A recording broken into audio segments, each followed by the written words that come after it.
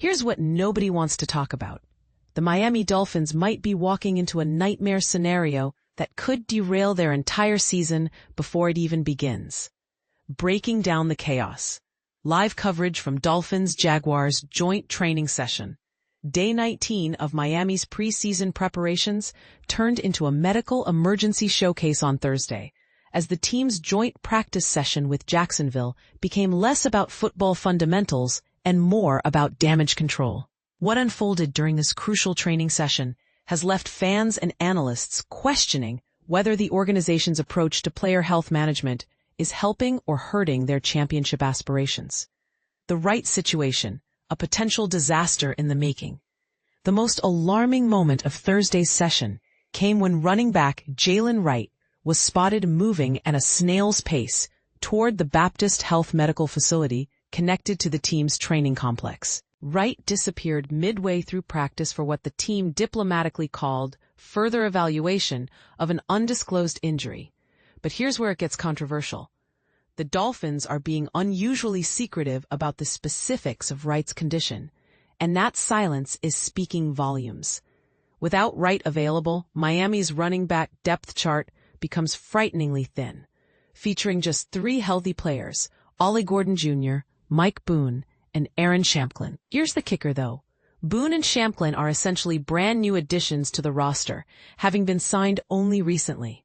This raises a burning question that the organization seems reluctant to address.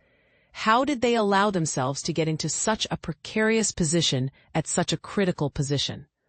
Wright had been positioned as the clear-cut backup to starter Devon Achane, who continues to battle his own calf injury and remains sidelined.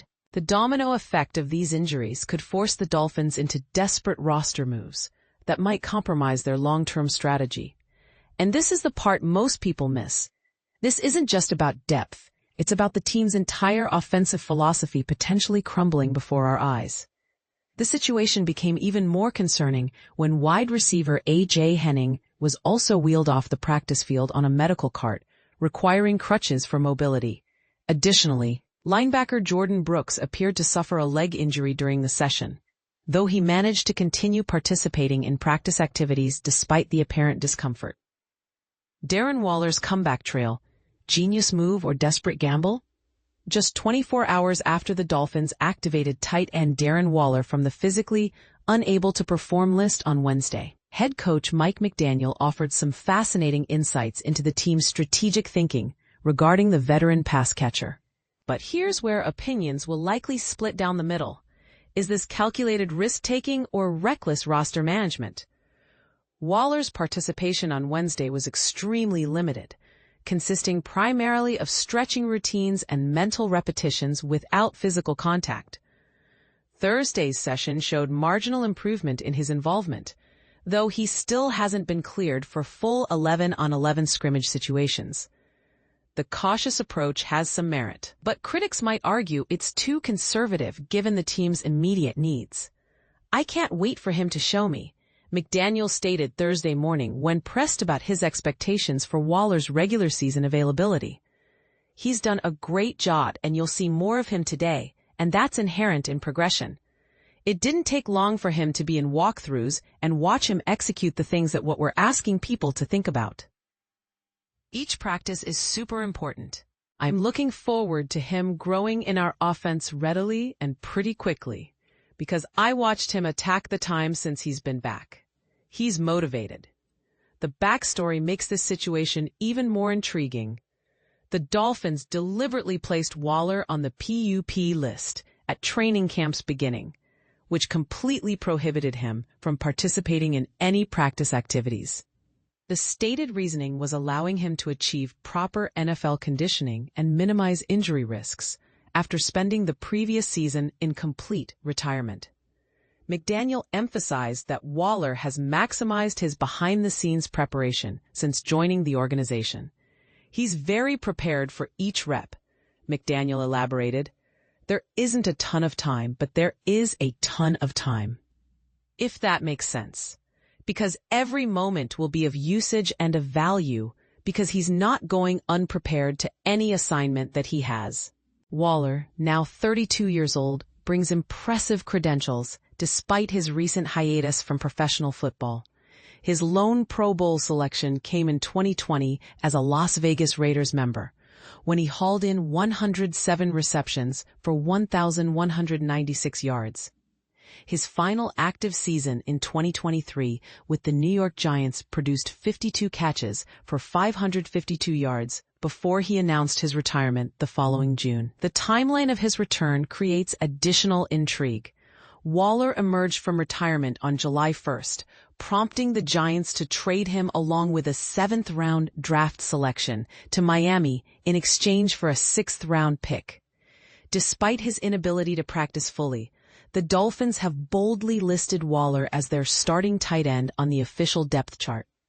The position group also includes Julian Hill, Pharaoh Brown, Tanner Connor, Hayden Rucci, and Chris Myarick. But here's the controversial question everyone should be asking. Is banking on a 32-year-old coming out of retirement really the best foundation for a championship-caliber offense? The injury report, a growing concern or standard preseason caution? Thursday's practice revealed an extensive list of players dealing with various health concerns, raising questions about whether the Dolphins are being appropriately cautious or perhaps overly conservative with their injury management approach. Superstar receiver Tyreek Hill remained sidelined with an oblique issue, while featured running back Devon Achane continued his absence due to calf problems.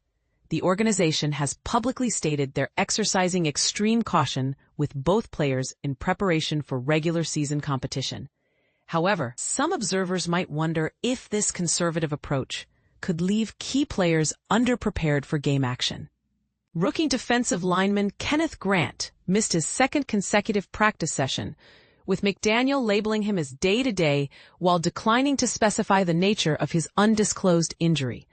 Cornerback Kendall Sheffield was held out due to a soft tissue injury, adding to the defensive backfield concerns. The inactive list also included several other notable names: Ashton Davis, left foot; Ethan Bonner, hamstring; Andrew Meyer, left elbow; Bayron Matos; and Austin Jackson, left foot. Cornerback Cornell Armstrong appeared to suffer an ankle problem during pre-practice warm-up activities. On a more positive note, linebacker Daquan Jackson returned to full participation after being removed from the red non-contact jersey designation, while offensive lineman Keon Smith resumed practice after failing to complete Wednesday's session. Interestingly, no Miami player wore the orange jersey typically reserved for players requiring special protection during joint practice sessions. McDaniel had previously explained this decision by stating he didn't want to create targets for opposing players during inter-squad training. Offensive line performance: promising signs or false hope? The battle in the trenches provided some of Thursday's most intense moments, particularly during one-on-one matchup drills. Offensive tackle Patrick Paul engaged in several heated repetitions against Jaguars defensive end Josh Hines-Allen, with the confrontation escalating to the point where Hines-Allen approached Paul for what appeared to be more dialogue than actual confrontation with the second-year player. Center Aaron Brewer emerged as the standout performer during individual matchups, winning every single repetition against Jacksonville's defensive line.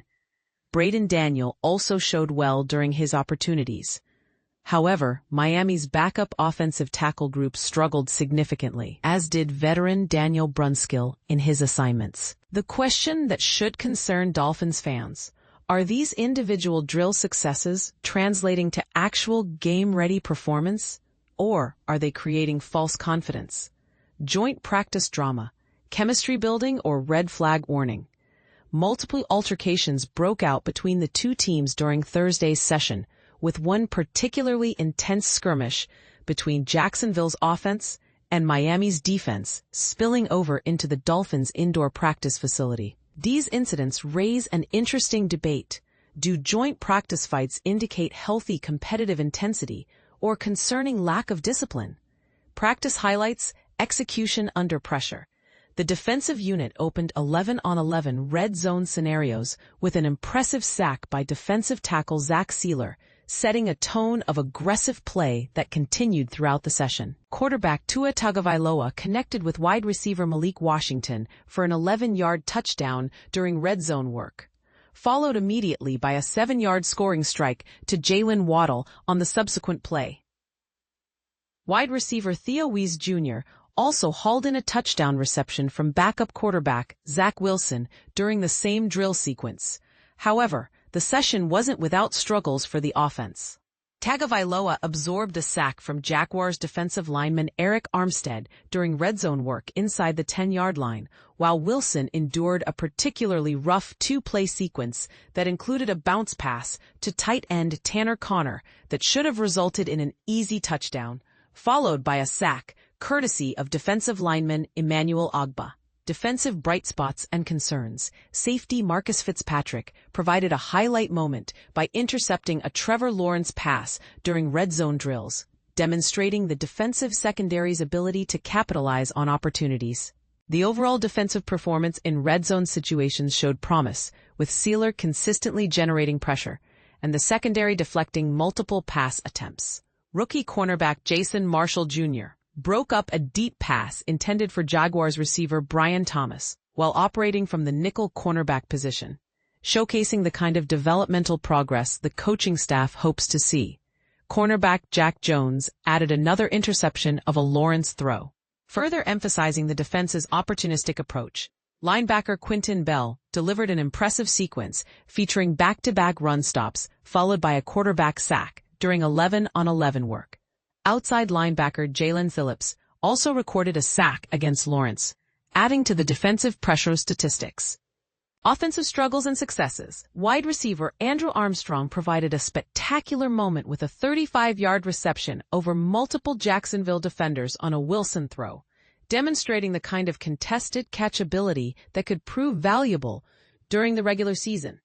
Prior to his early departure, Wright managed to punch in a 5-yard touchdown run during red zone work, showing the explosiveness that made him a valued part of the backfield rotation. The session also featured some concerning moments, including Jaguars linebacker Ventrell Miller forcing a fumble on tight end Pharaoh Brown, and receiver Brian Thomas burning both cornerbacks Storm Duck for a short touchdown on a quick slant, and later beating Jack Jones for a 45-yard reception. A particularly troubling sequence saw the Dolphins' offense with Tagovailoa at quarterback fail to generate any points during situational drills against Jacksonville's defense, raising questions about execution in crucial moments. Additional altercations included a shoving match between offensive lineman Jackson Carman and Jaguars defensive lineman Mason Smith during one-on-one drills, adding to the day's confrontational atmosphere. The big picture question: as the Dolphins wrap up their preseason preparation and head toward regular season competition, Thursday's joint practice revealed both encouraging signs and legitimate concerns. The injury situation, particularly at running back, could force immediate roster decisions that impact the team's competitive balance. But here's what I want to know from you. Are the Dolphins being smart with their cautious injury management approach, or are they setting themselves up for failure by not having key players properly prepared for game action? And what about this Darren Waller situation? Genius move or desperate gamble? Drop your thoughts in the comments below. Do you think Miami's medical staff is being overly conservative, or are they playing it exactly right? I have a feeling this comment section is going to get heated, and honestly, that's exactly what we need right now. This story reflects coverage from August 21, 2025, with reporting by Anthony Chang, who covers the Miami Heat for the Miami Herald and was born and raised in Miami after attending the University of Florida.